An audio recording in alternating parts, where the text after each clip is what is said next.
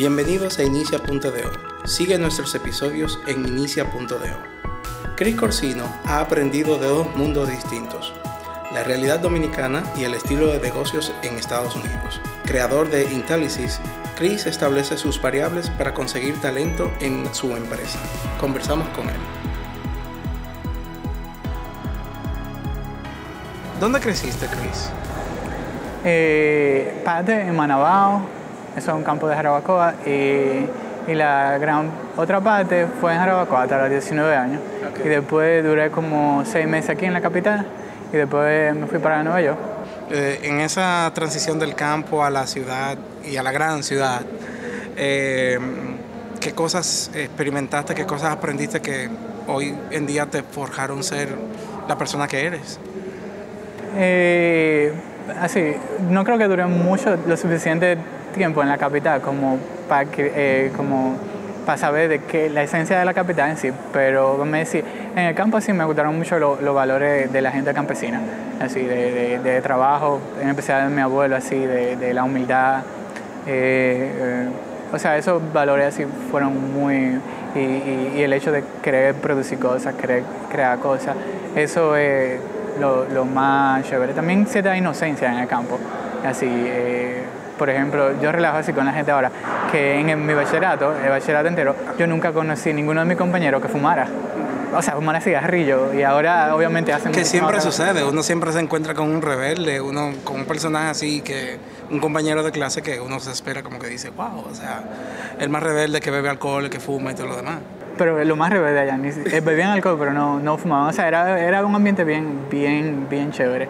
En Nueva York sí, al principio fue bien chocante, así pues diferentes temas, así temas de la droga, temas inclusive de la homosexualidad, yo empecé a trabajar, por ejemplo, de lavaplatos en Nueva York, en un restaurante, después era busboy, que es quien quita los platos de la mesa, pero así, involucrándose en ese ambiente, así, fue bien chocante. ¿Cuándo fue esa transición de ir de un campo de República Dominicana a salir fuera al extranjero? ¿Cuándo fue ese momento, ese periodo de tiempo? En el 96. Bueno, diciembre del 95, no, en el 96 entero, así. ¿Cuál fue la situación? ¿Por qué hiciste ese cambio? Bueno, mi familia sí es bien grande, entonces era gran parte allá, y mi mamá ya estaba allá, ya tenía varios años allá, entonces era más bien unirnos, y también así, individualmente así, mi objetivo era ir a estudiar allá. Entonces, ir a la universidad, al principio empecé a trabajar para costearme los estudios, y después así, qué sé yo, pude ir ganándome facilidades. ¿Y ahí duraste cuánto tiempo? En Estados Unidos. 16 años. 16 años. ¿Y cómo fue ese cambio cultural, ese clash? Tú me dijiste ya que fue bien chocante. Sí. El encontrarte con distintos aspectos que aquí en República Dominicana no se encontraban, pero también a nivel laboral. ¿Cómo fue esa cultura gringa que nosotros decimos y que eso impactó contigo y que te funcionó como persona? Te puedo decir, por ejemplo, como en Nueva York es prácticamente un país de por sí, es un poquito diferente a la cultura del resto del país, pero, por ejemplo, la parte así liberal de abrirte los ojos fue bien importante en Nueva York. De hecho, así, a mí me encanta Nueva York como ciudad, así lo que tú aprendes, compartir con diferentes culturas, así después tú sobrepasas todo eso. Luego, si tú coges la cultura en sí, de la gente que lo logran, tú ves, tiene así como muchos líderes, hay muchas oportunidades, mucha gente que han empezado de abajo y han llegado, y que tú tienes acceso a ellos, tienes acceso a las facilidades, y por ejemplo, en cierta forma te gana la cultura de lo que en cierta forma es sueño americano, que tú llegas y trabajas duro y tú logras cosas, y eso fue como tal vez la parte más importante de que yo adquirí así en Nueva York. No creo así que debido a mi otro lado de la crianza, Nueva York es la ciudad para mí o para yo crear mi familia, pero yo adoro Nueva York como ciudad, ahí donde están la mayoría de mis clientes, tengo muchísimos amigos allá, tengo muchísima familia allá. Y por ejemplo, una vez ya uno sobrepasa esos choques que tal vez uno cree que son un poquito negativos, como lo que había mencionado, y se concentra en la cosa buena, sí, lo que ofrece la cultura americana, lo bueno en términos de balance es mucho más que lo negativo. Y sí, asumiendo que tú coges de lo bueno, hay mucha oportunidad. De hecho, para los latinos hay becas que son específicas para los latinos, que no se necesitan tener bueno, así, los requerimientos son muy más bajitos que lo que son la beca aquí o la beca allá. En el trabajo hay un ambiente en el cual tú creces por tus méritos, no porque tanto tú hablas. Por ejemplo, eso me encantó muchísimo de Estados Unidos. ¿Terminas la universidad? No. Yo me cambiaba de carrera. ¿Te cambiabas de carreras? Sí. ¿Por qué? O sea, no te congeniaba con ninguna y al final, ¿a dónde llegaste?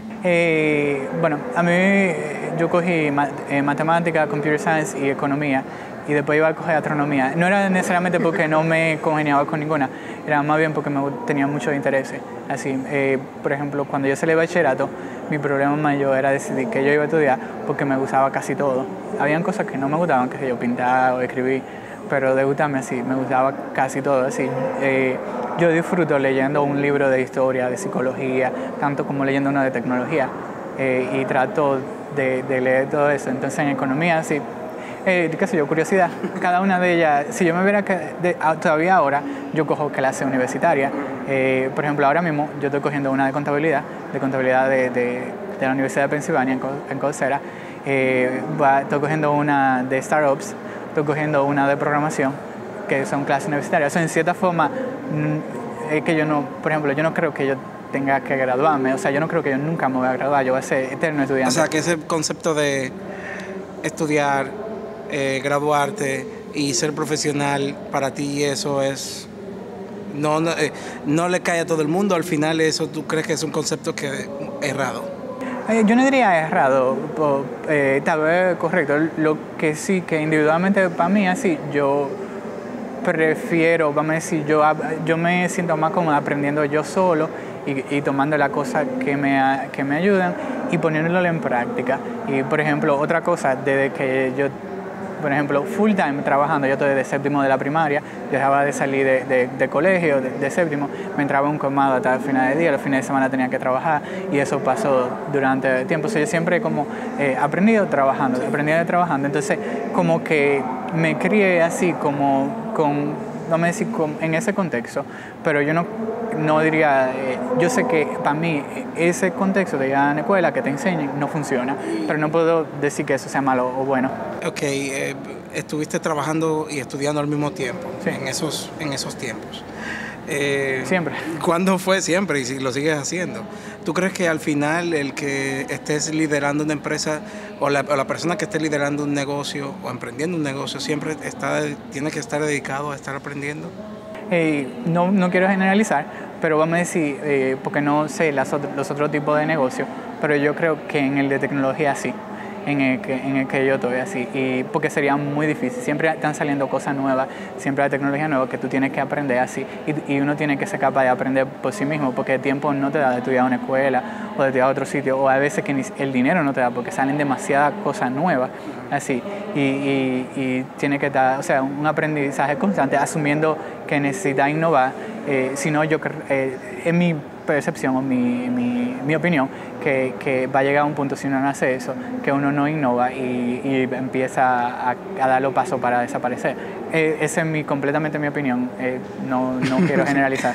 Ok, entonces ahí va el punto de, estando en Estados Unidos, fue que te llamó la atención de emprender por ti mismo negocios. ¿Cómo fue ese momentum de tu parte en el que tú dijiste, siendo autodidacta ya con la educación, cómo fue ese proceso de tú decir, quiero hacer mis propias cosas y emprender un negocio diferente? Sí, en realidad sí, yo nunca me vi como emprendedor o como negociante. Así yo simplemente así me veo como que hay problemas y a mí me gusta solucionar, soy bien curioso.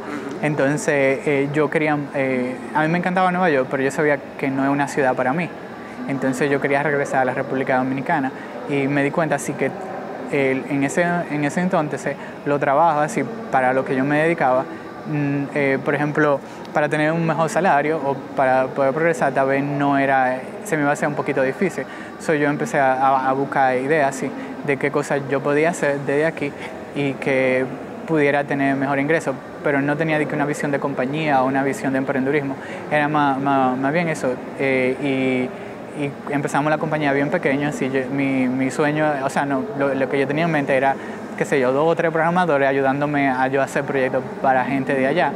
Entonces hubo un día así que la novia de uno de los programadores que estaba trabajando conmigo, ella empezó a hablarme de una compañía, así que el novio de ella estaba muy encantado, que yo, pero que heavy, de todo eso. Y yo, no, se va a ir para esa compañía. Entonces después resultó que ella estaba hablando de las compañías. Y yo, ¿pero de qué compañía que está hablando? ¿De dónde está trabajando? ¿De conmigo? Y dice, sí, de ahí. Y yo me quedo. Entonces, como que digo yo, ok, como que a la gente, como que empezó a coger como propósito. Sí. Así, entonces después ahí uno... de ahí tú comenzaste a repensar IntelliSys, ¿no? ¿Eso fue cuándo específico? Tienen que ser como principio de 2008.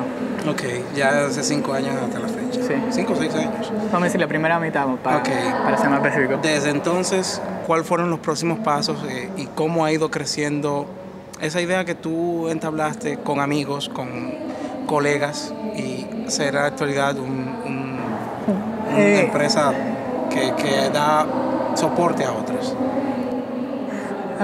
Nosotros siempre hemos tenido muchas evoluciones así, siempre, o sea, tanto por ejemplo empleados que han salido o reestructuraciones dentro de la compañía, así siempre hemos tratado de hacer muchísimos experimentos.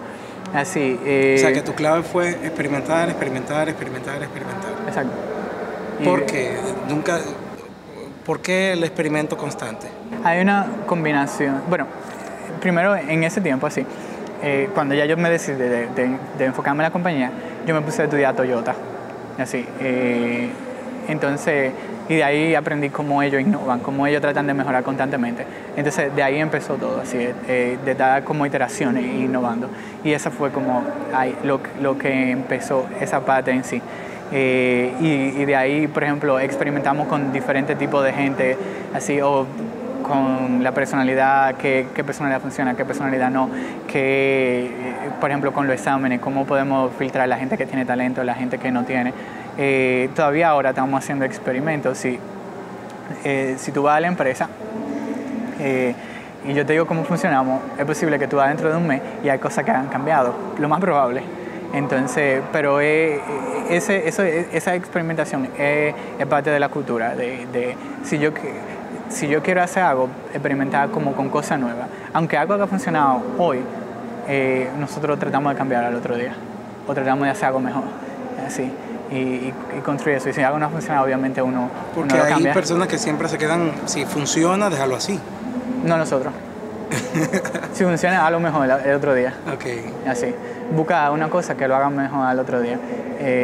Ahí no... Porque, por ejemplo, vamos a decir, aún en ese caso, vamos a decir, es posible que algo funcione en un contexto. Sí. Si tú lo dejas así, después tú te sientes cómodo y no aprendes cosas nuevas. Y una vez el contexto cambie, ahí tú empiezas a desaparecer como compañía. Con nosotros sabemos que si hacemos 10 experimentos, es posible que en alguno de ellos demos paso para atrás. Pero siempre y cuando el averaje esté a favor de paso positivo, nosotros vamos a ir progresando. Pero en ese sentido, también yo creo que tiene que ver así con mi personalidad. Si yo no puedo estar en la misma cosa por mucho tiempo. Así, entonces, aunque yo pueda decirte así, no sé, es como algo interno, yo no lo puedo hacer. Sí, yo no puedo, por ejemplo, por eso tengo que estar aprendiendo muchas cosas. Ahora, por ejemplo, en un mes yo estoy aprendiendo algo, duro un tiempo aprendiendo eso, después me pongo a aprender, qué sé yo, otra cosa. Siempre estoy tratando de aprender algo. IntelliSys, desde entonces, me imagino que ha evolucionado por diversas etapas. ¿Cómo comenzó y cómo es ahora? Tal vez, vamos a decir, los primeros 4 años todo había sido como un proceso de experimentar y tratar de buscar algo que funcionara así. Es bien difícil encontrar algo que funcione, pero algo, por ejemplo, que te dé la seguridad para tú invertir y empezar a crecer a una escala mayor. Entonces, ahora mismo nosotros nos sentimos cómodos que hemos logrado tener una idea de lo que es esa fórmula. Entonces, eso fueron como la primera etapa. Ahora es como se trata de utilizar eso, vamos a decir, en cierta forma, tener ese DNA, crear ese DNA y aprender a replicarlo para crear un nuevo equipo. Entonces, estamos en la etapa que por lo general la compañía se ve un poquito aburrida. Estamos tratando de que no pase eso, pero estamos en la etapa de esa etapa, ¿qué es ahora? ¿Qué cosas están haciendo? Por ejemplo, vamos a decir, tal vez lo más importante, por ejemplo, en los recursos humanos, vamos a decir, es escribiendo los procesos o los frameworks de las cosas que funcionan, documentando todo de las diferentes personalidades, qué efecto tienen. Por ejemplo, en términos de las operaciones, así estamos haciendo un sistema que conecta la actividad de cada developer, así hace un récord de lo que hizo durante el día y trata de conectar eso tanto a las finanzas como a la efectividad de esos developers. Entonces, creando un sistema así que tú analices todo. Entonces, luego es como crear una base de datos y tú, cada vez que tú haces un experimento, ves qué efecto tiene, porque ya tú estás midiendo casi todo lo que se puede medir. Exacto. Qué efecto tiene, si es positivo o negativo y esa cosa. Entonces, así uno puede, como decir, mirar de qué se trata ese DNA y cómo tú lo replicas. Así, es un punto interesante porque tú hablas de creación de perfiles. Y una tendencia que se está dando a nivel global, muchas de las compañías de social media se están basando con eso, es que ya teniendo la data de sus usuarios, crean perfiles y lo establecen. Y una de las tendencias que se va a dar es que tú puedas tener todo un historial tuyo recreando de cómo tú has ido navegando la web, tanto tus gustos, tus cosas, tus personalidades y todo lo demás. En ese ámbito, saliéndonos del tema tuyo personal, ¿qué tú piensas de eso? De establecer perfiles para cada cosa, perfiles para cada gusto, perfiles y entablar esa data tuya de tu recorrido por toda la web y utilizarlo para otras cosas. En los social media. Bueno, social media y todo lo demás. Me siento un ching, vamos a decir, me siento un ching incómodo con que alguien sepa todo eso de mí, en caso de que yo sea un usuario. En el caso de hacerlo, obviamente, es efectivo. Si uno es una compañía, eso probablemente es mucho material en lo cual uno puede hacer más rentable. Sí. Así, me imagino que tal vez donde va a haber más controversia va a ser en el aspecto de la ley, en lo que es legal, lo que no es, y lo que es moral, lo que no es, y cómo se van a sentir la mayoría de usuarios. Yo creo que, por ejemplo, mirando la tendencia, así es obvio, así que cuando hay como un push colectivo hacia hacer algo, las leyes tienden a cambiar, así que ¿qué tanto cambian? Ahí es donde está la pregunta, sí. Pero aparentemente la tendencia va hacia lo que tú dices, de colectar de big data, de tener muchos datos y crear todo eso. Individualmente yo me siento un ching incómodo y trato de eso, pero así, en términos de si va a pasar una idea... Mientras tanto tú navegas incógnito. Muchas veces. Sí. Muchas veces. Oye, claro, yo también a veces lo hago para evitar ese tipo de cosas. Volviendo a tu empresa, la mayoría de tus clientes son de distintas procedencias de parte del mundo. Estados Unidos y Canadá. Estados Unidos y Canadá, pero no República Dominicana. Ahora mismo no. ¿Te has sentido la experiencia con un cliente local? ¿Cómo fue esa experiencia?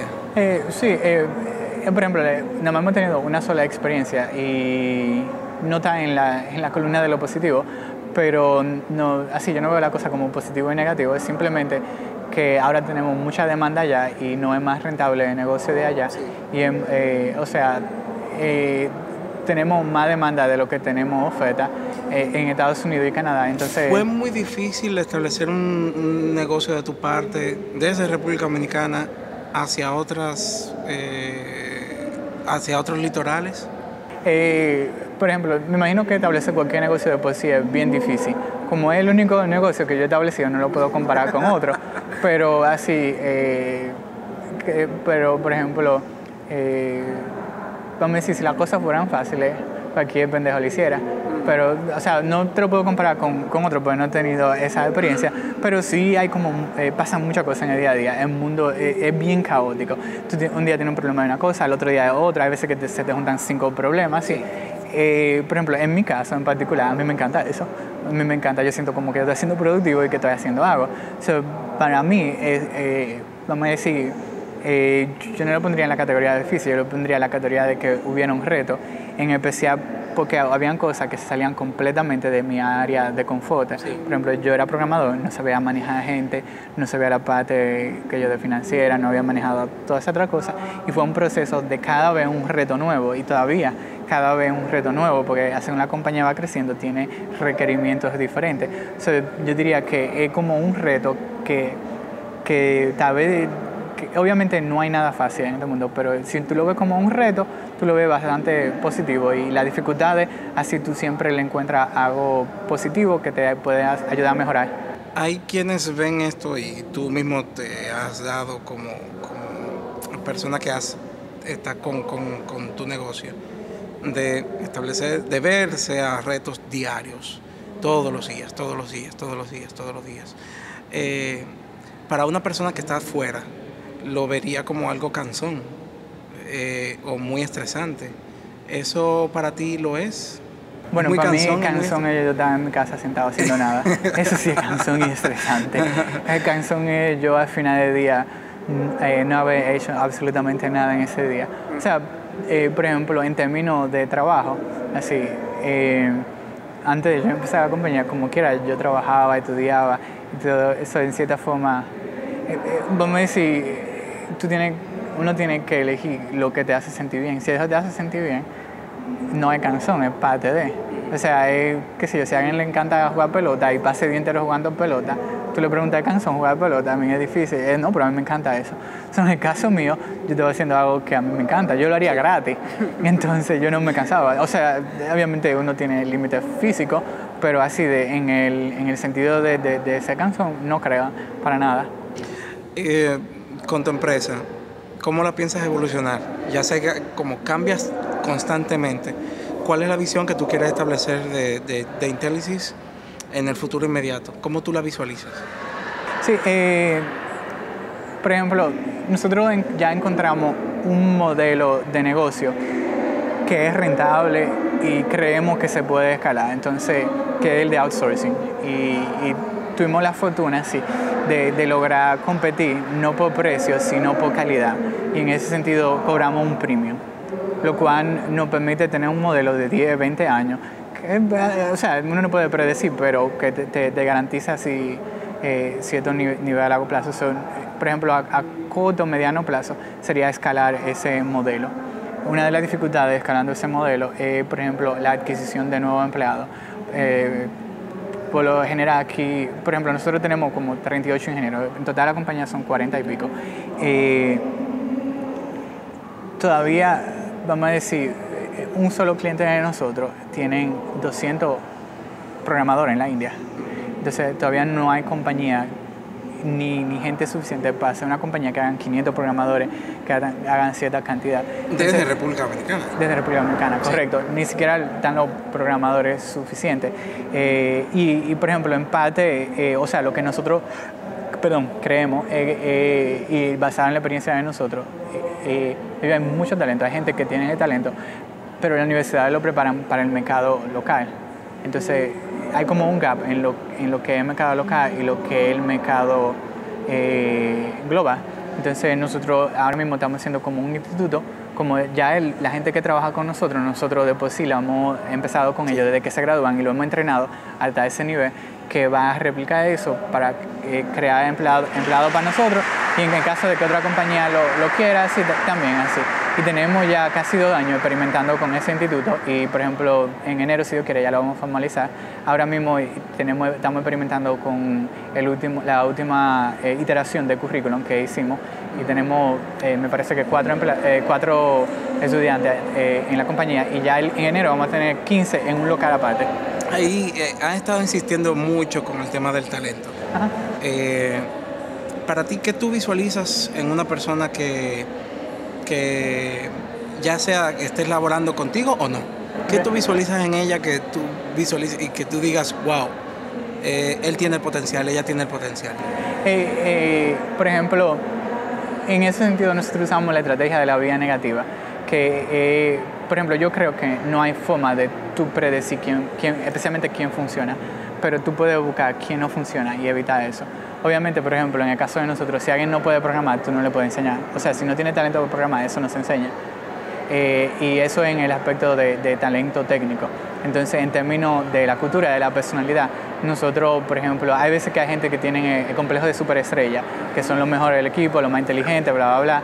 También eso nosotros lo evitamos.